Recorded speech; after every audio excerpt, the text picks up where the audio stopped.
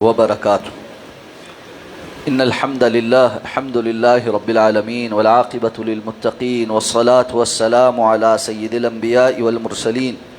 नबिय्यिना मुहम्मदिन व अला आलिहि व अस्हाबिहि व मन तबिअहुम बि इहसानिन इला यौमिद्दीन। अल्हम्दुलिल्लाहिल्लज़ी हदाना लिहाज़ा व मा कुन्ना लिनहतदिय लौला अन हदानल्लाह। रब्बि शरह ली सदरी व यस्सिर ली अमरी वहलुल उक़दतम मिन लिसानी यफ़क़हू क़ौली। अल्लाहुम्मा अन्फ़अना बिमा अल्लमतना व अल्लिमना मा यनफ़अुना व ज़िदना इल्मा। अल्लाह ताला के फ़ज़्ल व एहसान से सूरह अल-माइदा की आयत नंबर 40 तक हमारा सबक मुकम्मल हो चुका है। आयत नंबर 41 इंशाअल्लाह आज हम तिलावत करेंगे। अऊज़ु बिल्लाहि मिनश शैतानिर रजीम।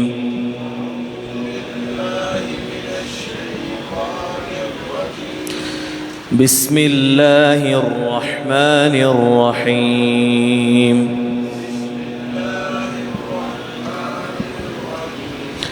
या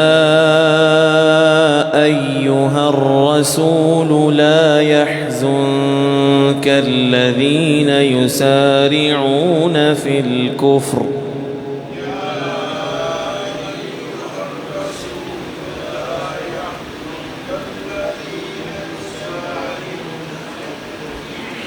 لا يحزنك الذين يسارعون في الكفر من الذين قالوا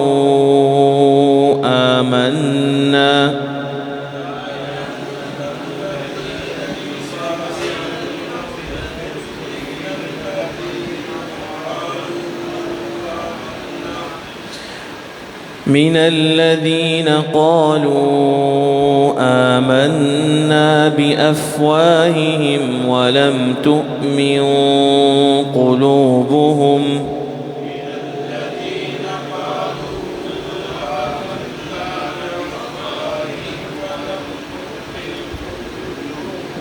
ومن الذين هادوا سماعون للكذب سماعون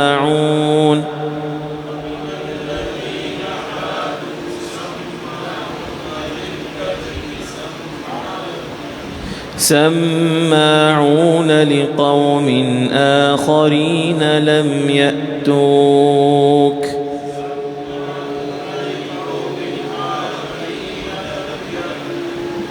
يحرفون الكلم من بعد مواضعه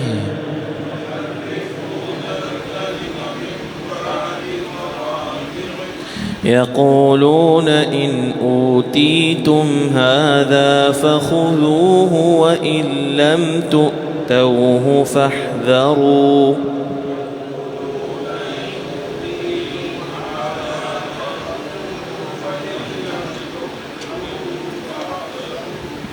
ومن يرد الله فتنته فلن تملك له من الله شيئا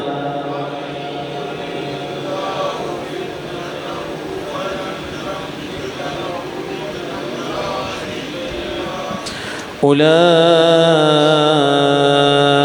الذين لم يرد الله أن يطهر قلوبهم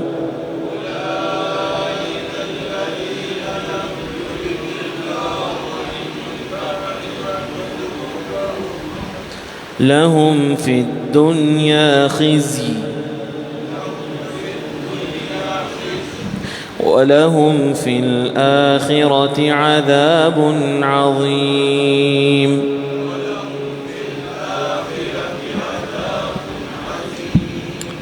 या अय्युहर रसूल, ए रसूल सल्लल्लाहु अलैहि वसल्लम, ला यहज़ुनकल्लज़ीना, ना गमगीन करे आपको वो लोग, युसारिऊन फिल कुफ्र, जो बड़ी तेज़ी के साथ कुफ़र की तरफ दौड़ते हैं, मिनल्लज़ीना क़ालू, उन लोगों में से जिन्होंने कहा, आमन्ना बिअफ़वाहिहिम, हम ईमान लाए अपने मुँहों से, वलम तुमिन क़ुलूबुहुम, जबकि उनके दिल ईमान नहीं लाए, व मिनल्लज़ीना हादू, और उन लोगों में से जो यहूदी हैं, सम्माऊन लिल कज़िब, बहुत ज़्यादा सुनने वाले हैं झूठ के, सम्माऊन लिक़ौमिन आखरीन, اور بہت زیادہ سننے والے ہیں دوسری قوم کے لیے، لم یاتوک جو آپ کی طرف نہیں آتے، یحرفون الکلم من بعد مواضع وہ پھیر دیتے ہیں کلمے کو بعض مواقع سے، یقولون ان اوتیتم ھذا اور کہتے ہیں اگر تم یہ دے دیے جاؤ فخذوہ تو لے لو، وَإِن لَّمْ تُؤْتَوْهُ اور اگر تم نہ دیے جاؤ فاحذروا تو پھر بچو، وَمَن يُرِدِ اللَّهُ فِتْنَتَهُ اور اللہ جس کو آزمانے کا یا فتنے میں مبتلا کرنے کا ارادہ فرما لے، فَلَن تَمْلِكَ لَهُ مِنَ اللَّهِ شَيْئًا تو آپ اللہ سے ہرگز کسی چیز کے مالک نہیں۔ أُولَٰئِكَ الَّذِينَ لَمْ يُرِدِ اللَّهُ أَن يُطَهِّرَ قُلُوبَهُمْ یہ وہ لوگ ہیں جن کے دلوں کو پاک کرنے کا اللہ نے ارادہ نہیں فرمایا، لہم فی الدنیا خزی ان کے لیے دنیا کی زندگی میں رسوائی ہے، ولہم فی الآخرۃ عذاب عظیم اور ان کے لیے آخرت میں بڑا عذاب ہے۔ رسول اللہ صلی اللہ علیہ وسلم جب تک مکۃ المکرمہ میں تھے تو براہ راست جو مخالفت تھی وہ مکہ کے مشرکین سے اور کافروں سے تھی، لیکن مدینہ طیبہ آ کر بہت سارے محاذ کھل گئے، جن میں سے ایک محاذ منافقین کا اور دوسرا محاذ یہود کا تھا، اور ان کا آپس میں بھی گٹھ جوڑ تھا۔ تو اللہ تعالیٰ نے فرمایا کہ ان منافقین کی اور یہود کی حرکتیں آپ کو غمگین نہ کریں۔ ظاہر بات ہے یہ تسلی کا ایک بول ہے کہ حقیقتاً اللہ کے رسول صلی اللہ علیہ وسلم کو ان کی اسلام دشمنی دل جو ہے نا آزردہ کرتی تھی، افسوس میں مبتلا کرتی تھی، اور رسول اللہ صلی اللہ علیہ وسلم کا افسوس میں مبتلا ہونا ہرگز اس لیے نہیں تھا کہ یہ میری بات نہیں مانتا، بلکہ اس لیے ہوتا تھا کہ یہ اپنا نقصان کر، یہ بظاہر منافقین اسلام کو قبول کیے ہوئے لیکن اسلام کے خلاف سازشیں کرتے، اللہ کی مخالفت پر کمر بستہ ہیں، اور اس کی وجہ سے یہ نقصان اٹھائیں گے اور کل قیامت کو جہنم میں جلیں گے۔ جیسا کہ رسول اللہ صلی اللہ علیہ وسلم کی حدیث ہے، آپ نے فرمایا کہ میں تمہارے ساتھ ویسا ہی معاملہ کرتا ہوں جیسے ایک بندے نے آگ جلائی ہو، الاؤ جلایا ہو، اور اس کے ارد گرد جو پتنگے ہیں وہ اس آگ کو روشنی سمجھ کر آ کر اس کے اندر گرنے کی کوشش کرتے، اور وہ ان کو پرے دھکیلنے کی کوشش کرتا ہے، لیکن وہ ہر طرف سے آ کر ایسے اس آگ کے الاؤ کے اندر گر پڑتے ہیں اور جلتے ہیں۔ ایسے ہی میں تمہیں تمہاری کمروں سے پکڑ پکڑ کر جہنم کی آگ سے پیچھے کھینچتا ہوں، لیکن تم ہو کہ زبردستی اپنے اعمال کی وجہ سے آ کر اس کے اندر پتنگوں کی طرح گرتے ہو اور اپنے آپ کو جہنم کی آگ میں جلا کر بھسم کر لو۔ یعنی تمہیں بھی اپنے نقصان کا اس طرح اندازہ نہیں ہو رہا جس طرح پتنگوں کو آگ کی روشنی صرف نظر آتی ہے، اپنے نقصان کا اندازہ نہیں ہوتا۔ تو اللہ کے رسول صلی اللہ علیہ وسلم کو اس وجہ سے کفار کی، منافقین کی اور یہود کی حرکتیں غمگین کرتی تھی، تو اللہ نے فرمایا آپ کو ان کی حرکتیں غمگین نہ کریں، کیونکہ ان میں بہت سارے ایسے ہیں کہ جو یہ کہتے ہیں کہ ہم نے ایمان قبول کیا ہے، لیکن ان کا یہ کہنا صرف منہ کی بات ہے۔ وَلَمْ تُؤْمِنْ قُلُوبُهُمْ ان کے دل مومن نہیں۔ تو یہ بات ذہن میں رہنی چاہیے کہ اللہ رب العزت نے صرف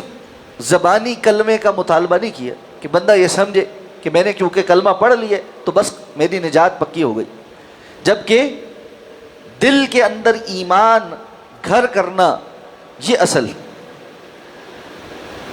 اسی لیے سورہ حجرات کے اندر یہ تفصیلاً بیان کیا گیا، قالت الاعراب آمنا قل لم تؤمنوا ولکن قولوا اسلمنا۔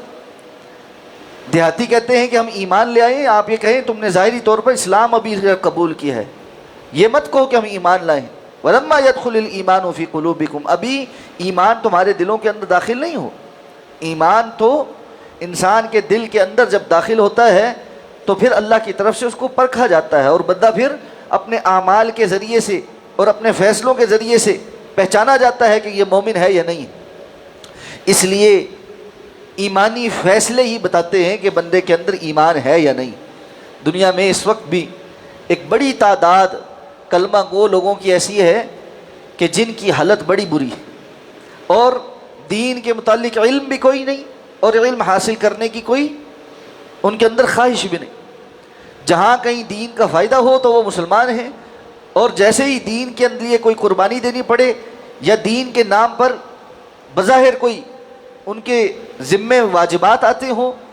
یا سو کال دنیا جو ہے وہ دین کی کسی چیز پر ان کو بدنام کرتی ہو تو فوراً سے دین سے دستبردار ہو جاتی. یہ منافقانہ رویہ. اور ایسی منافقانہ روش آج کل آپ کو بہت تیزی سے سوشل میڈیا کے اوپر اور ارد گرد لوگوں کی گفتگو میں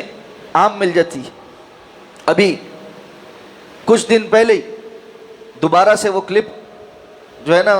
عیدی صاحب کا بڑا وائرل ہوا، جس میں وہ انٹرویو دے رہے اور ایک بندے کو کہہ رہا ہے، ایک خاتون بیٹھی ہے، ایک بندہ بھی ساتھ بیٹھا ہے، اور کہہ رہا ہے کہ یہ جو بچے لوگ جن کو کہتے ہیں کہ یہ ولد الزنا ہیں، کس بات کے ولد الزنا؟ اگر کسی بندہ جوان ہوا، اس نے کسی سے تعلق قائم کیا، اس سے اولاد ہو گئی تو بھائی تمہاری جوانی ہے، تمہاری آگے اولاد ہوگی، سب بالکل ٹھیک ہے، کوئی ولد الزنا نہیں. اور پھر آگے جسارت جو ہے وہ بہت بڑی ہے. وہ کہتا ہے جی لوگ مولوی مجھ پہ فتوے لگاتے ہیں، میں یہ کہتا ہوں لگانے دو، کچھ مجھے اس سے تعلق نہیں ہے کہ میں ولد الزنا کو حلال سمجھتا ہوں، اور میں نے تو ویسے بھی جہنم میں جانا ہے. کیوں؟ کہہ رہے کہ جنت میں تو خوشحال لوگ جائیں گے، جنت میں سارے خوشحال ہوں گے، تو میرا کام تو خوشحالوں کے ساتھ نہیں ہے، میں جہنم میں جاؤں گا تاکہ جو بدحال ہیں وہاں جہنم میں ان کی خدمت کروں. مذاق ہے، سرا مذاق ہے اللہ کے دین کا، اللہ کے احکامات کا. اور یحرفون الکلم من بعد مواضع، اللہ کے کلمات کے اندر تحریف کرنے کا، ان کو مڑوڑ توڑنے کا، اور جنت اور جہنم کا مذاق اڑانے کا، اور آخرت کی زندگی کا مذاق اڑانے کا. جیسے اختیار آپ کو حاصل ہے کہ آپ جنت میں نہیں جائیں، آپ جہنم میں جائیں اور وہاں آپ کو دکھی انسانیت کی خدمت پر معمور کیا جائے. وہاں معمور نہیں کیا جائے گا، وہاں عذاب ہوگا. تو جو بندہ یہ کہے نہیں میں نے جنت میں نہیں جانا، میں تو جہنم میں جاؤں گا، اور یہ مولویوں کے فتوے اور فلاں ہیں، اور ہمارے ہاں وہ ایک بڑی پرسنالٹی. اس لیے ہم دیکھتے ہیں کہ یہ سو کالڈ لبرل ملحد جتنے طبقے ہیں وہ اس کو بڑا اچھالتے ہیں کہ جی بڑی انسانیت کی خدمت کی، بڑی انسانیت کی خدمت کی. تو یہ انسانیت کی خدمت کے نام پر جو دین بیزاری اور خدا بیزاری ہے، معبود سے باغی ہو جانا ہے، یہ شیطان کا ایک بہت بڑا حملہ ہے. اور اس سے بہت تھوڑے ہی بچتے ہیں. بظاہر مسلمان، کلمہ پڑھنے والے، حلیے بھی مسلمانوں والے، لیکن اندر ایسا نفاق بیٹھ جاتا ہے جو اللہ کے دین کے احکامات کو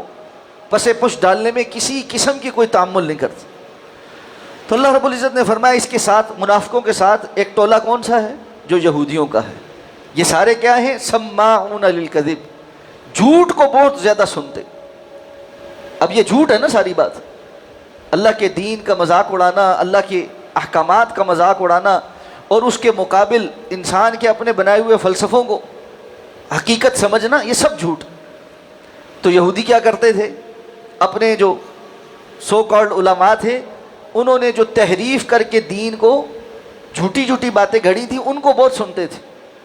اور ساتھ میں سماعون لقوم آخرین، ان میں سے بہت سے ایسے ہیں خود نہ صرف خود جھوٹ کو بہت زیادہ سنتے ہیں، بلکہ آپ کی مجلسوں میں آ کر وہ لوگ جو لم یاتوک، آپ کے پاس تکبر کی وجہ سے آنا بھی پسند نہیں کرتے، ان کے جاسوس بنتے ہیں. یعنی ان کا مسلمانوں کی مجلس میں بیٹھنے کا مقصد بھی صرف جاسوسی کرنا ہی، اور یہ مسلمانوں کے ساتھ اٹھنے بیٹھنے میں بھی صرف فتنہ پروری کے لیے آ کر بیٹھتے ہیں، وگرنہ ان کا اور کوئی مقصد نہیں. تو اللہ نے فرمایا یحرفون الکلم من بعد مواضع، یہ کلمات کو اپنی جگہ سے ہٹا کر تحریف کرتے ہیں، اور کہتے ہیں اگر کچھ فائدہ ہوتا ہے تو وہ تو لے لو، لیکن اگر تمہیں کچھ نہیں دیا جاتا پھر ان مجلسوں سے بچو. یعنی آپس میں ایک دوسرے کو کیا کہہ رہے ہیں؟ اور ٹھیک ہے جاؤ وہاں جا کر دیکھو کوئی مال شال تقسیم ہو رہا ہے، کوئی فائدہ ہو رہا ہے تو پھر تو وہاں بیٹھنے میں فائدہ ہے، وگرنہ جلدی اٹھ کر کھسک جاؤ. اور قرآن نے باقاعدہ طور پہ بیان کیا ہے کہ منافقین کی روش کیا، آپ کی مجلس میں آتے ہیں، تھوڑی دیر بیٹھتے ہیں، ان کے دل تڑپ رہے ہوتے ہیں، اور بغیر اجازت کے آہستہ آہستہ نظریں بچا کر کھسکتے ہیں. اور اہل ایمان کا طرز عمل کیا بیان کیا کہ جب وہ آپ کے پاس مجلس میں ہوتے ہیں تو آپ سے اگر ان کو کوئی ضروری کام پڑ جاتا ہے تو اجازت طلب کرتے، اور اجازت طلب کیے بغیر نہیں جاتے، کیونکہ ان کا مقصد کھسکنا نہیں. تو یہ کہ کچھ مل جائے تو ٹھیک ہے، پھر تو وہ مجلس بڑی اچھی ہے، اور وہاں کے جو ہے نا جا کر بیٹھنے میں بڑا فائدہ ہے، لیکن اگر دنیاوی اعتبار سے کچھ نہ ملے تو بس اس مجلس سے بچو، ان لوگوں سے بچو. تو یہی معاملہ ہے. اور ہم دیکھتے ہیں اگر کوئی آفت آ جائے، قدرتی آفت آ جائے، ہم نے زلزلے میں بھی دیکھا، سیلاب میں بھی دیکھا، اور اس طرح کے بہت سارے مواقع پر دیکھا، وہ لوگ جو ساری زندگی مولویوں کو گالی دیتے اور ساری زندگی دینداروں کو اور دین کو ناپسند کرتے ہیں، جب کوئی ایسا نقصان ہو جائے سب سے پہلے آ کر واویلا کر کے اہل دیندار لوگوں سے دنیا کے مقاصد حاصل کرنا اور ریلیف کا سامان حاصل کرنا، یہ ان کی پہلی کوشش ہوتی۔ اب وہاں نہیں یاد آتا کہ ہم اپنی حمیت پر رہیں، ہم جو دینداروں کو برا سمجھتے تھے اب بھی ان کو برا سمجھ نہیں، فوری طور پر دنیاوی مفاد کے لیے حاضر ہو۔ تو فرمایا وَمَن يُرِدِ اللَّهُ فِتْنَتَهُ فَلَن تَمْلِكَ لَهُ مِنَ اللَّهِ شَيْئًا، ان کرتوتوں کی وجہ سے جس کو اللہ نے فتنے میں مبتلا کرنے کا ارادہ کر لیا ہے، آپ اللہ سے اس کے ہاں کچھ کسی چیز کے مالک نہیں۔ یعنی آپ کی جتنی بھی دلی خواہش ہے کہ یہ لوگ ٹھیک ہو جائیں، جب ان کے کرتوت ایسے ہیں تو اللہ نے بھی ارادہ فرما لیا ہے کہ ان کو مزید فتنے میں مبتلا کر، اور اللہ رب العزت کا ارادہ یہ ہے کہ اللہ ان کے دلوں کو پاک ہی نہ کر۔ کچھ لوگوں کے دلوں کی گندگی اتنی زیادہ ہوتی ہے کہ اللہ کی طرف سے پھر یہ پسند ہی نہیں کیا جاتا کہ یہ اللہ کے بندے بن کر اللہ کے دین پر عمل کر کے آخرت بہتر بنا لے۔ جس طرح غزوہ احزاب میں منافقین کے متعلق اللہ نے یہی فرمایا کہ اللہ نے پسند ہی نہیں کیا کہ یہ لوگ اہل ایمان کے ساتھ نکلتے اور جا کر جو ہے غزوہ تبوک میں، کہ یہ اللہ رب العزت نے پسند ہی نہیں کیا کہ یہ جاتے اور جا کر قتال کے اندر شامل ہوتے۔ یہ جو پیچھے بیٹھے رہے یہ اس لیے کہ اللہ نے توفیق سلب کر لی، تو اللہ رب العزت توفیق سلب کر لیتے، اور یہ توفیق سلب کرنے سے کوئی اس بات پر کنفیوز نہ ہو کہ اس کا مطلب ہے اللہ نے ہی گمراہ کیا۔ جبریہ اس بات پہ گمراہ ہوئے کہ انہوں نے کہا کہ اللہ کہتا ہے اللہ ہدایت دیتا ہے اور اللہ ہی گمراہ کرتا ہے، ہم تو مجبور محض ہیں، تو اس کا مطلب یہ ہے کہ اگر اللہ سزا دیتا ہے تو نعوذ باللہ ظالمانہ سزا دیتا ہے، کیونکہ توفیق تو اس نے سلب کر لی تھی۔ اور اللہ رب العزت اگر ہدایت دیتا ہے اور جنت دیتا ہے تو یہ بھی بلا وجہ دیتا ہے، اس لیے کہ ہدایت تو اس نے دی ہے۔